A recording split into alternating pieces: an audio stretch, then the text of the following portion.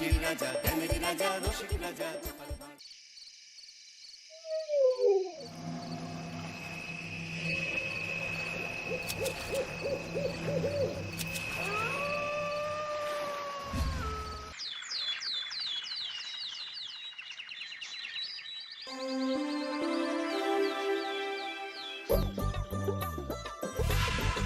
দূর দূর, হঠাৎ করে কেন যে এত চুল ঝরছে বুঝতেই পারছি না। কতদিন হয়ে গেল চুল ওঠা আর থামছেই না। না, এমন হতে থাকলে তো মাথায় টাক পড়ে যাবে। না না না, আজ রাজবৈদ্যের কাছে পরামর্শ নিতে হবে। কি ব্যাপার মহারাজ, আজ আপনাকে এমন চিন্তিত দেখাচ্ছে কেন? জীবনে বড় দুঃখ গোপাল, মন মেজাজ একদম ভালো নেই। সে কি, কি হয়েছে মহারাজ? গোপাল থাকতে দুঃখ কিসের? আর বলো না, মাথার চুলগুলো আজকাল ঝড়ে পড়া পাতার মতো পটপট করে ঝরে যাচ্ছে। আমি তো জানি কেন এমন হচ্ছে, কিন্তু এখনই মুখ খুললে চলবে না। আর একটু বেশি বিপদ বাড়লে তখন মাঠে নামবো। তাই বলুন। এ তো খুব ছোট ব্যাপার, চুল ঝরলে টাক পড়বে, আর সেটা পড়া কত ভালো জানেন? কথায় আছে, যত বড় টাক তত বেশি টাকা। তুমি চুপ করো তো বাপু। যদি টাক থাকলেই টাকা হতো, তাহলে তোমার টাকা কোথায়? যেটা বোঝো না সেটা নিয়ে কথা বলো না। তাই না তাই, মহারাজের ঝরছে চুল, চিন্তার ভাঁজ মাথায়। গোপাল যতই চেষ্টা করুক, চিড়ে ভিজবে না কথায়। তোমরা সকলে থামো তো দেখি। ও রাজবৈদ্য, তুমি এর কিছু উপায় বলো। আগে মহারাজ, অনেক সময় দেহে ওই লৌহের পরিমাণ কমে গেলে এমন চুল ঝরে। আপনি বরং পালং শাক, ওই কিশমিশ, কলা ও আরো কিছু ফল আমি বলে দিচ্ছি, সেগুলো বেশি করে খান। আচ্ছা আচ্ছা আচ্ছা, তবে তাই করে দেখি।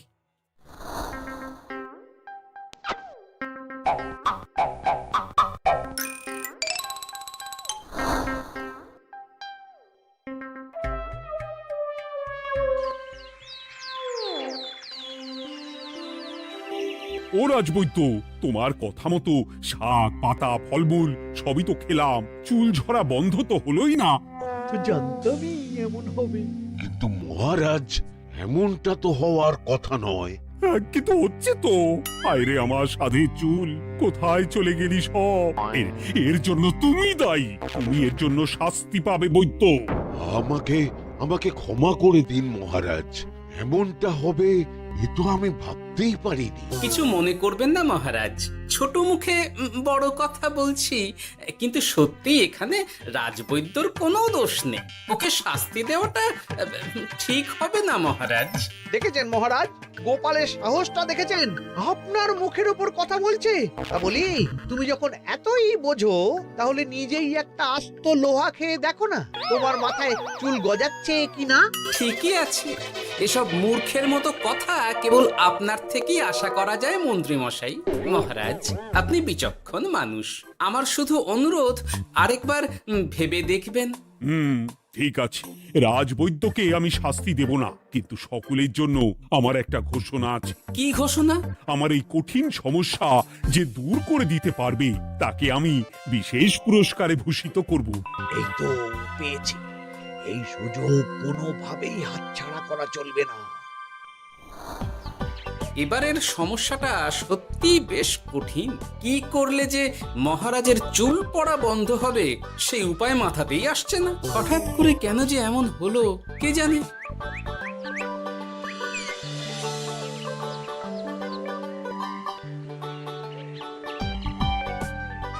ও মা, তুমি এসে গেছো? একটু বসো, আমি তেলটা মেখেই হাত ধুয়ে খাবারটা বাড়ছি। হ্যাঁ, সে ঠিক আছে, কিন্তু তুমি কিসের তেল মাখছো এটা? কি আবার মাথার চুলের তেল? এখানেও চুল, ওদিকে মহারাজেরও চুল ঝরে পড়া নিয়ে আমরা সবাই হিমশিম খাচ্ছি গিন্নি। আরে মহারাজের অত সুন্দর কালো চুলগুলো ঝরে যাচ্ছে, এ তো ভারী দুঃখের কথা। সে আর বলতে। ওই জন্যই তো আমি বাবা মাথায় এই জড়িবুটি তেল মাখি। এতে চুলের গোড়া শক্ত করে, চুলকে ভালো রাখে, নতুন চুল গজায় সব। হ্যাঁ। কি কি বলে? নতুন চুলও গজায়? সত্যি? হ্যাঁ, বাহ, তাহলে আর চিন্তা কি? আমাকে এই তেলটা একটু দিতে পারবে গিন্নি? মহারাজকে দিয়ে আসি। উনি বলেছেন যে ওনার সমস্যা দূর করতে পারবে তাকে উনি পুরস্কার দেবেন। উমা, এই তাই নাকি? এ তো দারুণ ব্যাপার গো। নাও নাও নাও, তেলখানা নিয়ে মহারাজকে কাল দিয়ে এসো তাহলে। আর জানিয়ে দিও, দিনে 2 বার কিন্তু তেল মাখতেই হবে। হ্যাঁ, আচ্ছা, ঠিক আছে।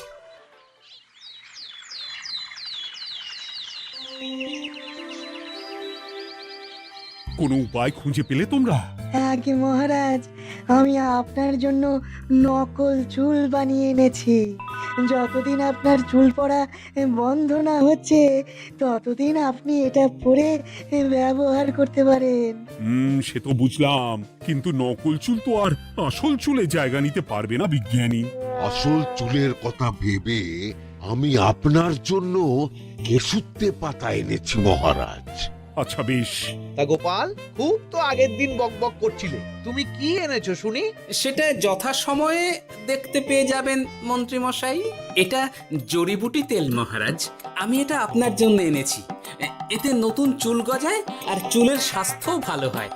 আমার গিন্নিও ব্যবহার করে এটি, তবে দিনে 2 বার করে মাখতে হবে, তাহলেই ভালো ফল পাবেন মহারাজ। বাবা, তাহলে তুমি কেন মাখো না? আচ্ছা, আপনার সমস্যাটা ঠিক কোথায় বলুন তো মন্ত্রী মশাই? মহারাজের জন্য কিছু আনলেও কথা শোনান, না আনলেও কথা শোনান। সত্যি তো মন্ত্রী, কেন তুমি সব সময় গোপালের পিছনে পড়ে থাকো বলো তো? এরা তো তাও সবাই কিছু না কিছু আমার কথা চিন্তা করে এনেছে, তুমি তো সেটাও করনি। না, আসলে মহারাজ, আমিও ভাবছিলাম আপনার কথা, কিন্তু থাক, বুঝেছি। আহ, দারুণ। তেলের গন্ধটাও খুব সুন্দর। গোপাল, তোমায় অনেক ধন্যবাদ। আশা করছি ব্যবহার করলে খুব ভালো ফল দেবে। একদম দেবেই মহারাজ। ওর বাবা, ভেবেছিলাম এক হলো আর এক। কোথা দিয়ে যে গোপালটা মাঝখান দিয়ে এসে নাক গলিয়ে ঢুকে পড়ে, খুব শক্ত পুরস্কার নেওয়ার। দেখাচ্ছি মজা।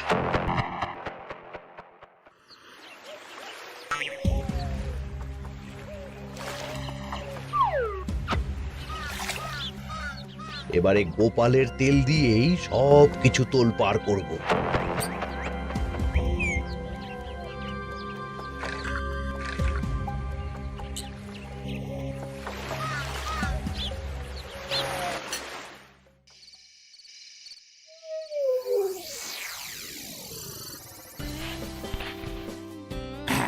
ব্যাস, হয়ে গেল 2 বার মাখা।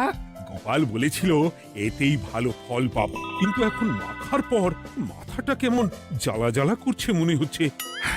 হয়তো নতুন চুল গজাবে বলে এমন হচ্ছে, কাল সকালে বোঝা যাবে। এতক্ষণে বোধ হয় ছোট ছোট চুল গজিয়েই গেছে। কি এটা চুল গজানোর তেল ছিল নাকি পড়ে যাওয়ার? ভগবান, যেটুকু বাকি ছিল সেটাও ঝরে পড়ে টাক পড়েই গেল। গোপালই হলো যত নষ্টের গোড়া। আজ আসুক সভায়।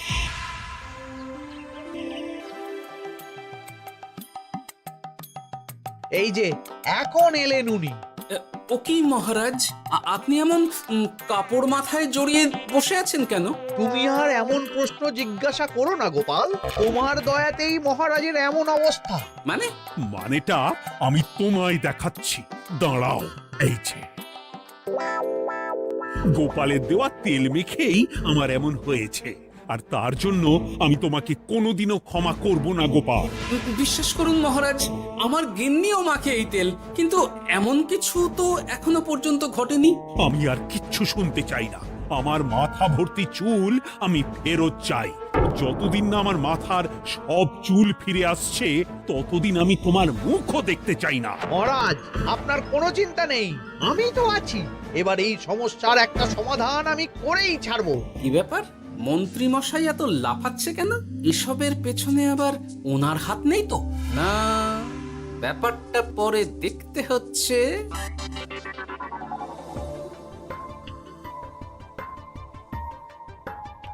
আমি বলি কি মহারাজ, এই সময়টা বরং আপনি নকল চুলটা মানে পরচুলা ব্যবহার করুন। হ্যাঁ, অগত্যা কিছু তো একটা গন্ডগোল আছেই। গিন্নিও তো রোজ মাথায় তেল মাখে, তো এমন তো হয় না মন্ত্রী যদি কিছু করেও থাকে তাহলেও হাতে নাতে ধরবো কিভাবে?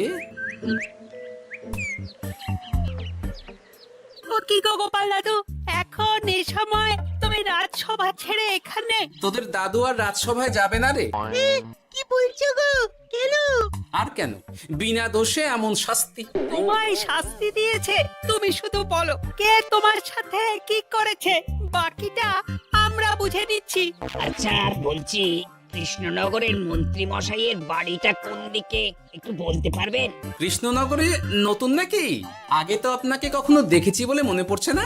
হ্যাঁ, আমি এখানে থাকি না, আমি এখানে আমার কাজে এসেছি, তাই মন্ত্রী মশাইয়ের বাড়ির ঠিকানাটা যদি একটু বলে দেন। নিশ্চয়ই, এ পথ দিয়ে সোজা চলে যান, তারপর কিছুটা ডান দিকে গেলেই পেয়ে যাবেন। আচ্ছা, অনেক ধন্যবাদ। ভিন গাঁয়ের লোক মন্ত্রী মশাইয়ের বাড়িতে, ব্যাপারটা বেশ সন্দেহজনক লাগছে। এই এই গুলটে ন্যাপলা, তোরা তোরা দুজন একটু আড়াল থেকে দেখতো লোকটা মন্ত্রী মশাইয়ের বাড়িতে ঠিক কি জন্য এসেছে, তারপর আমায় খবর দিস। ঠিক আছে গোপাল দাদু। তোমার আবার এখানে আসার কি দরকার ছিল? আমি তো বলেছি যে আমি ঠিক গিয়ে তোমার পাওনা গন্ডা মিটিয়ে দেবো। মিটিয়ে দেবে? কতদিন হয়ে গেছে জানেন? দেখো, হয় আমার কীটনাশক আর সার সব ফিরিয়ে দিন, নয়তো আমার জিনিসের দাম মিটিয়ে দিন। কীটনাশক, সার আর কি করে ফেরত দেবো বলো? ও তো সব পুকুরের জলে মিশে গেছে। ওসব আমি জানি না, আমার পাওনা গন্ডা মিটিয়ে দিন, ব্যাস। চল চল, এখনই তাহলে গোপাল দাদুকে গিয়ে সব জানাই। হ্যাঁ, চল চল। দাদু, ও গোপাল দাদু, তোরা এসে গেছিস? আয় আয় আয় আয় আয়। মন্ত্রী মশাইয়ের মুখ থেকে অনেক খবর পেলাম। তাই নাকি? কি শুনি? মন্ত্রী মশাই ওই লোকটার কাছ থেকে অনেক কীটনাশক সার নিয়েছে, কিন্তু এখনো জিনিসের দাম মেটায়নি। হ্যাঁ, ওই জন্যই তো মন্ত্রী মশাইয়ের উপর লোকটা খুব লেগেছিল, হুমকিও দিয়েছে 1 সপ্তাহের মধ্যে জিনিসের দাম সব মিটিয়ে দিতে হবে। তাই নাকি? কিন্তু কীটনাশক সার নিয়ে মন্ত্রী মশাই কি করবে? সেটা তো বলতে পারবো না দাদু, তবে হ্যাঁ, মন্ত্রী মশাই ওই লোকটাকে বলছিল যে ওই সব কীটনাশক সার পুকুরের জলে মিশে গেছে। কি বললি? পুকুরের জলে? আচ্ছা, এবার দুয়ে দুয়ে 4 করা গেল। অনেক ধন্যবাদ রে তোদের। বল বল, তোরা কি খাবি? কিচ্ছু লাগবে না গোপাল দাদু, তবে ভোলা বয়ের আর মিষ্টি খাওয়ালে। আচ্ছা আচ্ছা। কি করে যে মহারাজকে আসল ব্যাপারটা বোঝাই, কিছু তো একটা উপায় বের করতেই হবে। তা বলি বাবা, রাজসভায় যেতে হবে না বলে কি সারাদিন এইভাবেই শয়নে শয়নে দিন কাটাবেন বাবা? হ্যাঁ, উপায় পেয়ে গেছি। বুঝলে গিন্নি, আমাকে একটা জায়গায় যেতে হবে, বুঝলে? তারপর ওখানে যদি কাজ হয় তাহলে আগামীকাল রাজসভায় আমি যাব। কিন্তু তুমি যে বলেছিলে তোমার এখন ছুটি। হ্যাঁ, কি আর করি বলো, গুরুত্বপূর্ণ একটা কাজ, তাই যেতেই হবে। আচ্ছা যাও। কই গো বিজ্ঞানী? আরে গোপাল যে, বলো। এই যে বিজ্ঞানী, একটা বিশেষ দরকারে তোমার কাছে এলাম, বুঝলে? হ্যাঁ, বলোই না। আচ্ছা, এই দূষিত জলকে কিভাবে আবার পরিশুদ্ধ করে বলতে পারবে? কেন পারবো না? জলের মধ্যে একটু চুন আর ফটকিরি দিয়ে দিলেই জল আবার দূষণমুক্ত হয়ে যাবে। তবে ওগুলো দেওয়ার পর কিছুদিন সেই জলকে ব্যবহার করা বন্ধ রাখতে হয়। হ্যাঁ। আচ্ছা আচ্ছা, অনেক ধন্যবাদ, আসি তাহলে। হ্যাঁ,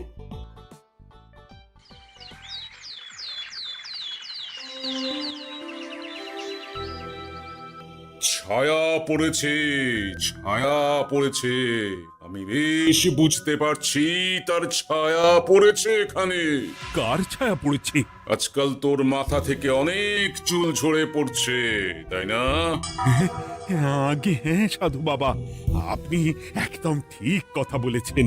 ও বাবা, এ আবার কোথা থেকে উদয় হলো?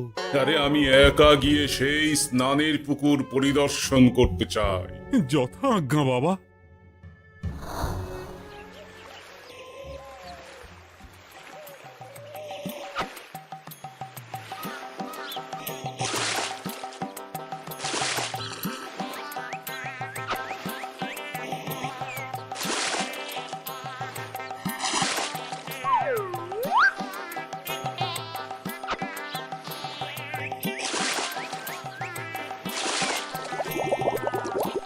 যাক বাবা, মোটামুটি সপ্তাহখানেক এভাবে থাকলেই পুকুরের জল আবার আগের মতো পরিষ্কার হয়ে যাবে। এবার শুধু মহারাজকে একটু বুঝিয়ে বললেই হয়ে যাবে।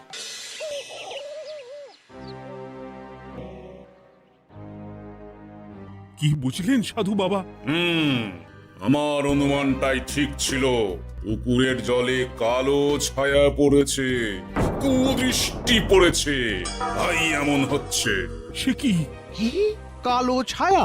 যত সব বাজে কথা। জল দূষণ করলাম আমি, আর দোষ পড়ছে কালো ছায়ার উপর। তাহলে এখন কি হবে? চিন্তার কোনো কারণ নেই। আমি মন্ত্রপুত ভস্য ছড়িয়ে দিয়েছি।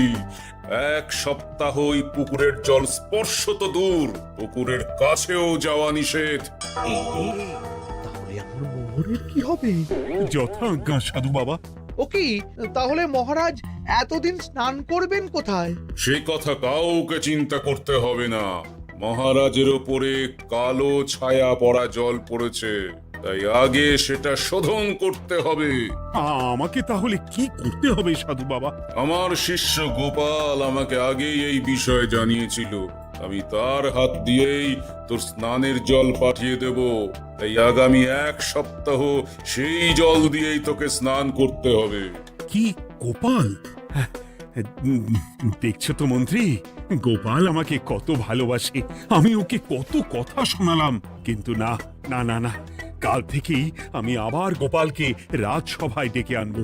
আমি আসছি, আমার কাজ হয়ে গেছে। আর হ্যাঁ, তোর স্নানের পুকুরের চারিদিকে প্রহরীর বন্দোবস্ত কর। কাক পক্ষীও যেন ওখানে প্রবেশ করতে না পারে।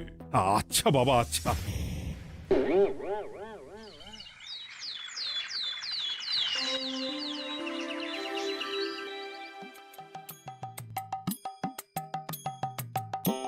গোপাল, তোমাকে আবার এখানে দেখতে পেয়ে আমার খুব ভালো লাগছে। তোমার গুরুদেব গতকাল এসেছিলেন, কিছু মনে করো না। না বুঝেই তোমাকে অনেক কথা শুনিয়েছি। না মহারাজ, আমি জানি আপনি আমাকে খুব ভালোবাসেন, তাই আমি কিছু মনে করিনি মহারাজ। এই নিন, আমি আপনার স্নানের জল এনেছি। হ্যাঁ হ্যাঁ, দাও দাও দাও।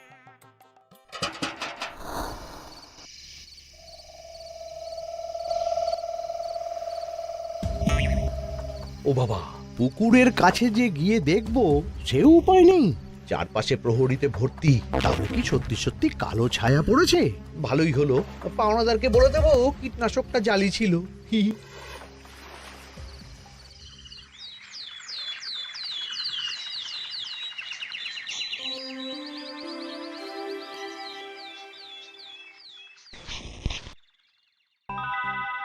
এই তো আমার সেই পুরনো কালো চুলগুলো আবার ফিরে এসেছে। আহা, কি যে আনন্দ হচ্ছে দেখে। আজ 1 সপ্তাহ সম্পূর্ণ হলো। গোপালের জন্য আমার স্নানের পুকুর থেকে কালো ছায়া দূর হয়েছে। আমাকে এই সমস্যা থেকে দূর করার জন্য আমি গোপালকে 100টি মোহর উপহার দিতে চাই। ধন্যবাদ মহারাজ। দূর, আমার আর ভালো লাগে না। সব সময় গোপালই মোহর পায়, এটা তো আমার পাওয়ার কথা ছিল। এদিকে আজকে পাওনাদারও আসবে।